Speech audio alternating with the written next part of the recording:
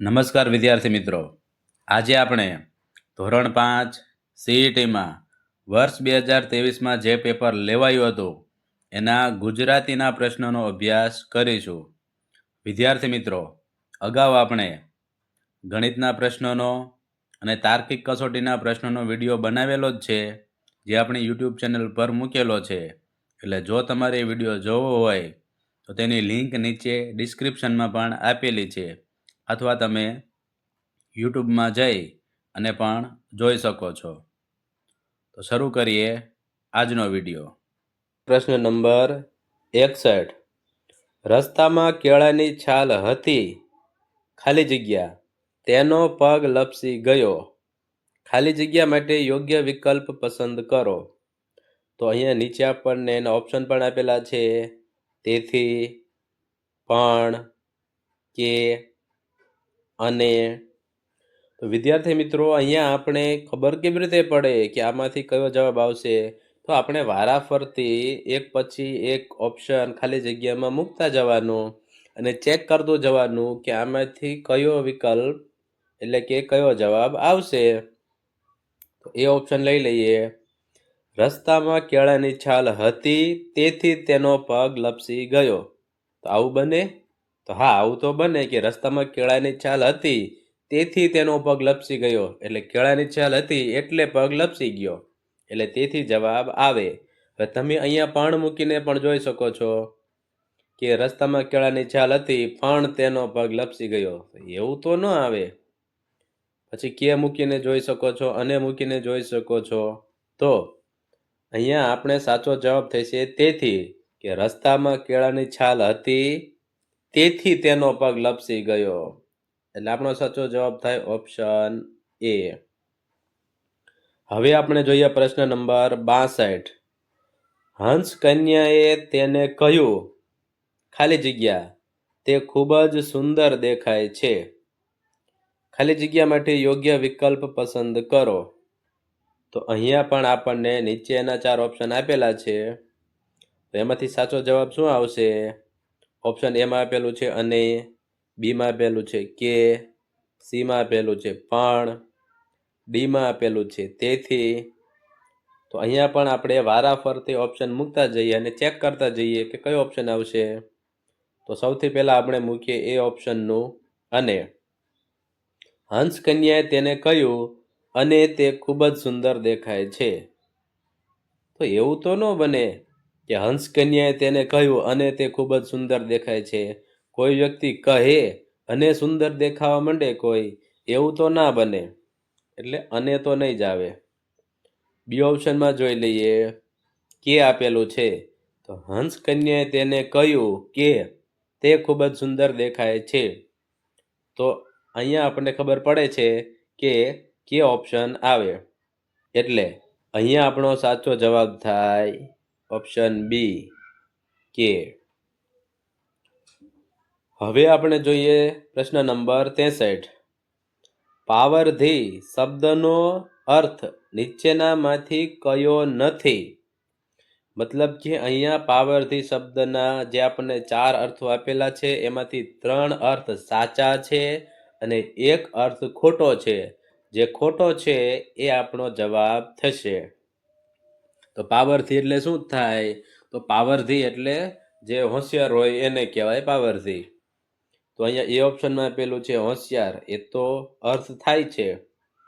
બી ઓપ્શનમાં આપેલું છે કુશળ, એ પણ પાવરધીનો અર્થ છે.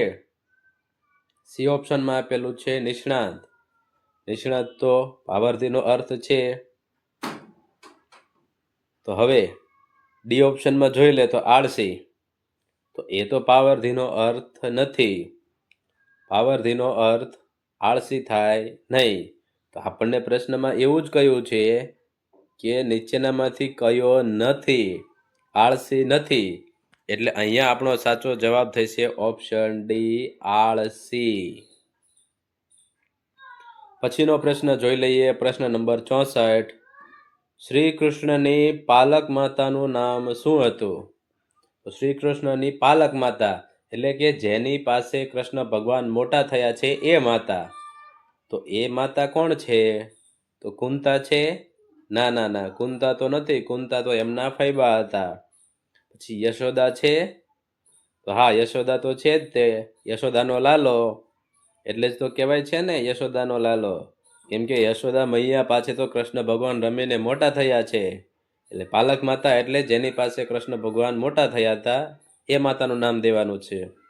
એટલે અહીંયા આપણો સાચો જવાબ થાય ઓપ્શન બી. દેવકી માતાએ તો એમને જન્મ આપ્યો હતો, એટલે જન્મ આપનારી માતા પૂછે તો તમે દેવકી જવાબ લખો તો સાચું પડે, પણ પાલક માતા પૂછે તો યશોદા જ લખવું પડે. મંદોદરી, હવે એ તો રામાયણમાં આવે, કૃષ્ણ ભગવાનમાં ક્યાંય મંદોદરી આવતા નથી. એ તો રામાયણમાં રાવણના પત્નીનું નામ મંદોદરી હતું. એટલે અહીંયા આપણો જવાબ છે ઓપ્શન બી, યશોદા. હવે આપણે જોઈએ પ્રશ્ન નંબર 65. તમારા ઘરની દિવાલની બાજુમાં ઓટો ચણવા માટે કોનો સંપર્ક કરશો? તો અહીંયા આપણે ઓટલો ચણવાનો છે. હવે ચણવાનું કામ કોનું છે? તો અહીંયા આપણને નીચે ઓપ્શન આપેલા છે, જોઈ લઈએ. ઓપ્શન એમાં છે સુથાર. સુથાર ચણવાનું કામ કરે છે? ના રે ના, સુથાર ક્યાં ચણવાનું કામ કરે છે? એ તો ફર્નિચરની વસ્તુ બનાવવાની હોય તો સુથારની જરૂર પડે. આપણે તો ઓટલો ચણવાનો છે, એટલે સુથારની કાંઈ જરૂર નથી. ઓપ્શન બીમાં આપણને કડિયો આપેલું છે, તો કડિયો ચણવાનું કામ કરે? હા, કડિયો તો ચણવાનું કામ કરે જ ને.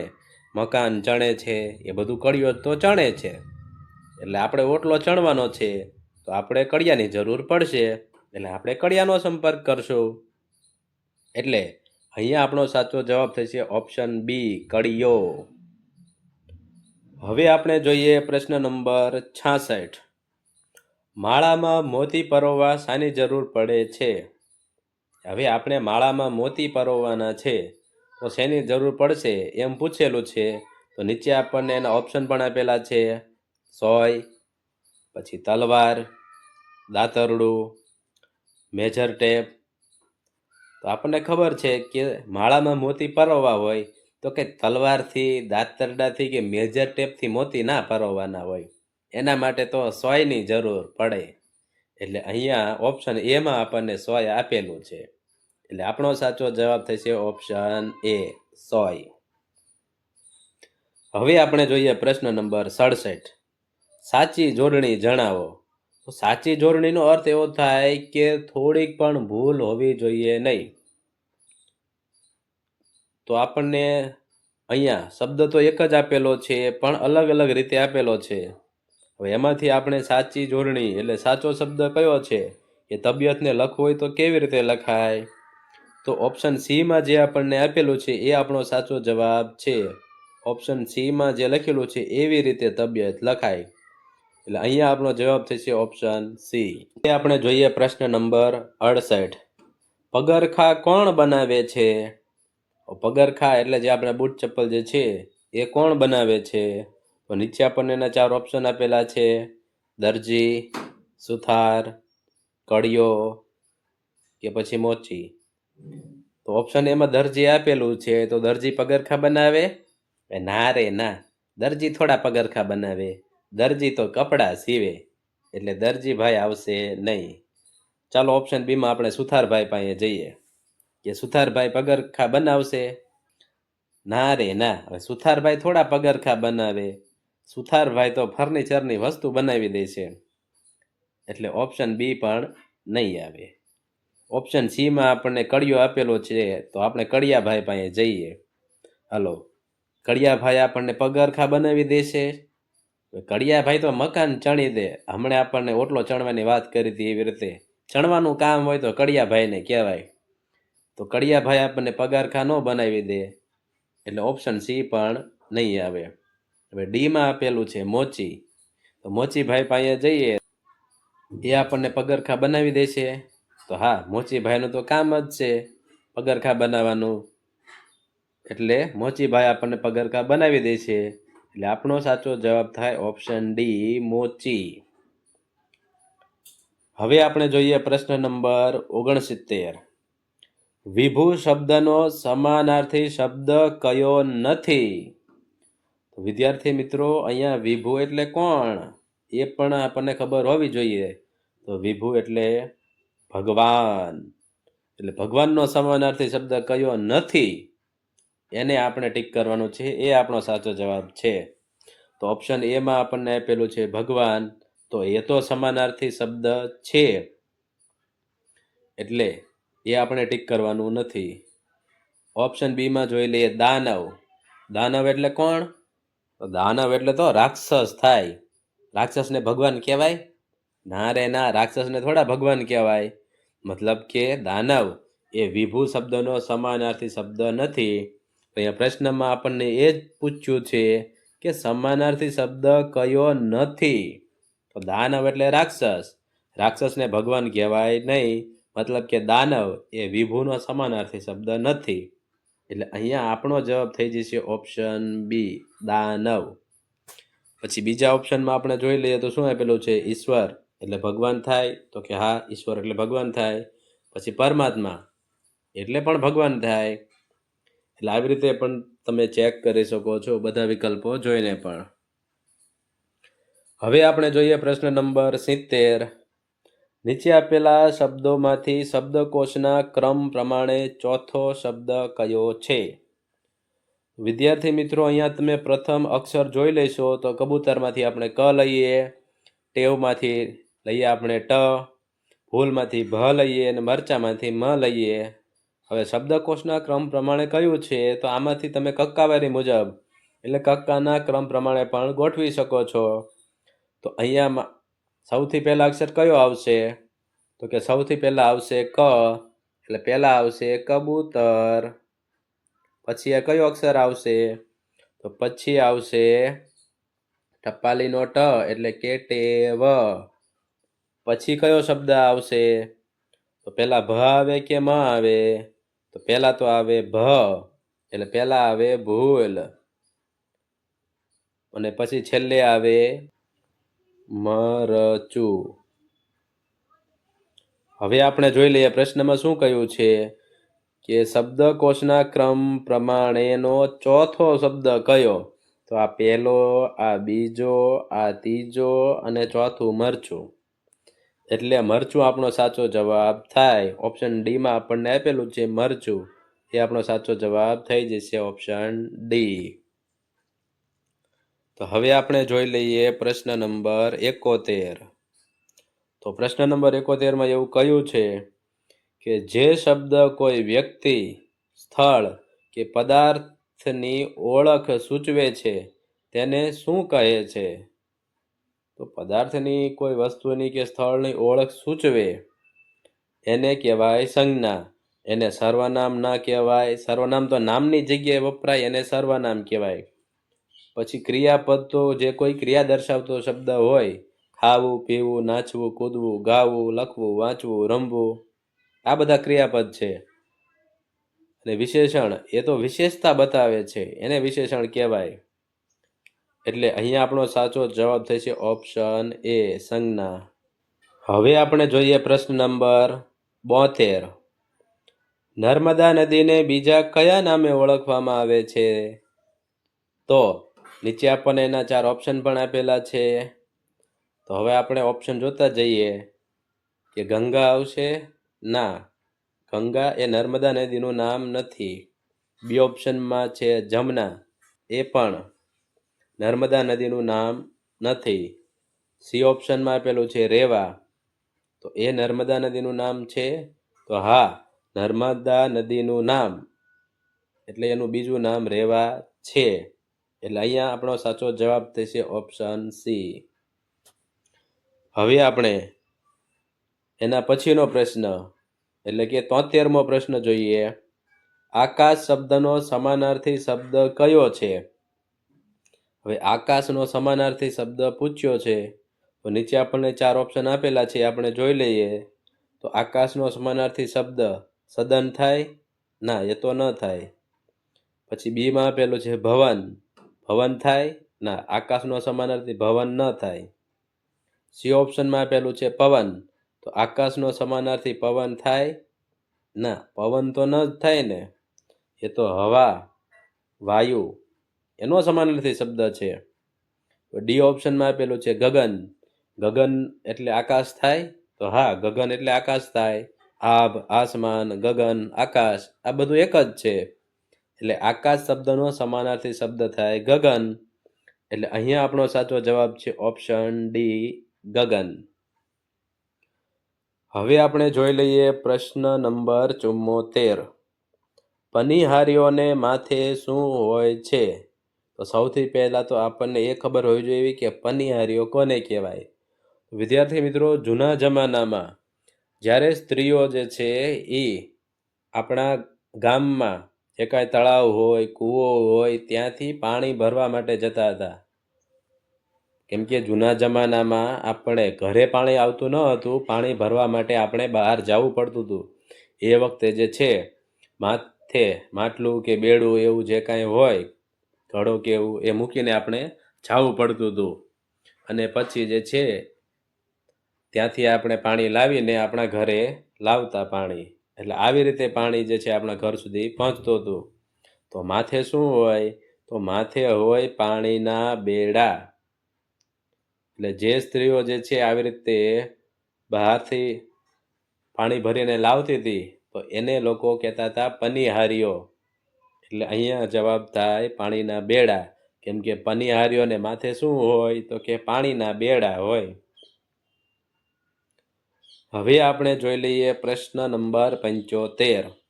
સૂરજ કઈ દિશામાં ઉગે છે? લે, આ તો સાવ સરળ છે. સૂરજ કઈ દિશામાં ઉગે? તો કે પૂર્વ દિશામાં ઉગે. તો અહીંયા આપણને ચારેય ઓપ્શનમાં કયા ઓપ્શનમાં પૂર્વ દિશા આપેલું છે? તો ઓપ્શન સી માં આપણને પૂર્વ આપેલું છે. એટલે અહીંયા આપણો સાચો જવાબ થશે ઓપ્શન સી, પૂર્વ. હવે આપણે જોઈએ પ્રશ્ન નંબર 76. કેરી કયા વૃક્ષ ઉપર ઉગે છે? લે, આ પણ સાવ સરળ પ્રશ્ન છે. કેરી કયા વૃક્ષ ઉપર ઉગે છે? હવે તો બધાને ખબર છે કેરી તો આંબા ઉપર જ હોય ને. તો અહીંયા આપણે એ જોઈ લઈએ કે કયા ઓપ્શનમાં આંબો છે. તો વિદ્યાર્થી મિત્રો ખાસ ધ્યાન રાખજો કે ઓપ્શન બી માં આપણને આંબો આપેલું છે. ઓપ્શન ડી માં તો આંબળો આપેલું છે. એટલે આની ઉપર આપણે આવી રીતે રાઉન્ડ નથી કરવાનું, ખોટું પડી જશે. આપણો સાચો જવાબ છે ઓપ્શન બી, આંબા. હવે આપણે જોઈએ પ્રશ્ન નંબર 77. લીમડાનું શું શીતળ હોય છે? તો શીતળ એટલે શું? શીતળ એટલે ઠંડુ. તો લીમડાનું શું ઠંડુ હોય? લીંબોળી ઠંડી હોય? ના રે ના. ડાળ ઠંડી હોય? ના રે ના. છાયા, તો છાયા એટલે શું? છાયા એ કોઈ છોકરીનું નામ પણ હોય છે, પરંતુ અહીંયા છાયા એટલે કે છાંયડો. તો લીમડાનો છાંયડો ઠંડો હોય. આપણે જ્યારે ભર ઉનાળો હોય, બહુ તડકો પડતો હોય, એ વખતે આપણે લીમડાના છાયામાં બેસીએ તો આપણને ઠંડકનો અનુભવ થાય છે. એટલે લીમડાની છાયા શીતળ હોય છે. એટલે લીમડાનો છાંયડો ઠંડો હોય છે. એટલે અહીંયા આપણો સાચો જવાબ થશે ઓપ્શન સી, છાયા. હવે આપણે જોઈએ પ્રશ્ન નંબર 78. હોળી ખેલનાર એટલે શું? તો જે લોકો હોળી ખેલતા હોય, આપણે જે હોળી ધૂળેટીનો તહેવાર આવે છે એમાં જે લોકો હોળી ખેલતા હોય એને શું કહેવાય? તો એને હોળૈયા તો ન કહેવાય. ભલે હોળી જેવો શબ્દ આપેલો છે પણ એને હોળૈયા તો ન જ કહેવાય, એને કહેવાય ઘેરૈયા. એટલે અહીંયા આપણો સાચો જવાબ છે ઓપ્શન બી, ઘેરૈયા. હવે આપણે જોઈએ પ્રશ્ન નંબર 79. મહાભારતમાં અર્જુનના ધનુષ્યનું નામ શું હતું? હવે મહાભારતમાં જે 5 પાંડવો હતા એમાંના એક પાંડવ અર્જુન, જે મહાન બાણાવળી હતા, હવે એના ધનુષ્યનું નામ શું હતું? તો એના ધનુષ્યનું નામ હતું ગાંડીવ. ગાંડીવધારી અર્જુન. તો ગાંડીવ આપણને ક્યાં આપેલું છે? તો ઓપ્શન એ માં જ આપણને ગાંડીવ આપી દીધેલું છે. એટલે અહીંયા આપણો સાચો જવાબ છે ઓપ્શન એ, ગાંડીવ. હવે આપણે જોઈએ પ્રશ્ન નંબર 80. સરદાર પટેલનો જન્મ કયા ગામમાં થયો હતો? તો સરદાર પટેલનો જન્મ અહીંયા માંગ્યો છે તો ક્યાં થયો હતો? કરમસદમાં થયો હતો? તો ના, કરમસદમાં નહોતો થયો. એટલે ઓપ્શન એ નહીં આવે. વડોદરામાં થયો હતો? તો ના, વડોદરામાં પણ નહોતો થયો. ઓપ્શન સીમાં નડિયાદ આપેલું છે. નડિયાદમાં થયો હતો?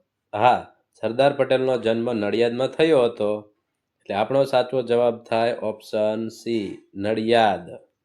વિદ્યાર્થી મિત્રો, જો તમે ધોરણ 5માં અભ્યાસ કરતા હોય અને સીઈટીની તૈયારી કરતા હોય અને જો તમારે અમારા સીઈટીના ફ્રી તૈયારીના વોટ્સએપ ગ્રુપમાં જોડાવવું હોય તો 9914342864 આ નંબર પર વોટ્સએપ પર મેસેજ કરજો કે સાહેબ અમારે તમારા સીઈટીના ફ્રી તૈયારીના વોટ્સએપ ગ્રુપમાં જોડાવવું છે. અમારા ગ્રુપમાં સીઈટીની તૈયારી ફ્રીમાં કરાવવામાં આવે છે. એટલે જો તમારે અમારા આ વોટ્સએપ ગ્રુપમાં જોડાવવું હોય તો વોટ્સએપ પર મેસેજ કરજો. જય હિન્દ, જય ભારત.